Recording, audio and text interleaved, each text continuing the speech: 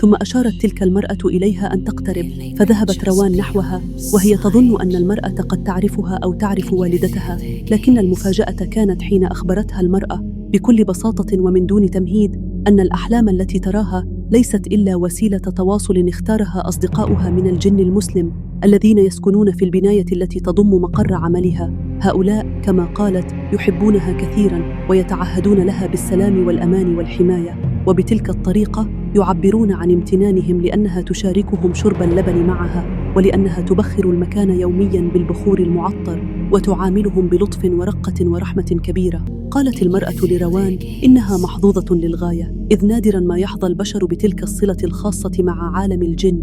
إذن فالقطة الصغيرة التي حدثتني عنها روان ذات يوم وهي تضحك بأنها كانت تراقبها بينما تشرب كوبها اليومي من اللبن بالقرفة، وكأنها تستجديها بنظراتها كي تطعمها، لم تكن سوى أحد أولئك الجن. والقطة التي انضمت إليها حين وضعت اللبن في إناء نظيف على الأرض لم تكن إلا ساكني البناية من الجن أنفسهم.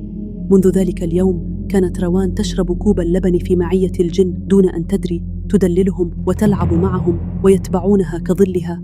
الآن فقط انكشفت لها ولي تلك الصلة الغريبة التي تربطها بقطتها. كثيرا ما تساءلنا وحاولنا التحليل منذ أن أخبرها سائق الركشة ذات مرة بأنهم سيظهرون لها في الوقت المناسب، ولم ندرك أبدا أنهم كانوا حولها ومعها طوال الوقت. فلماذا الآن؟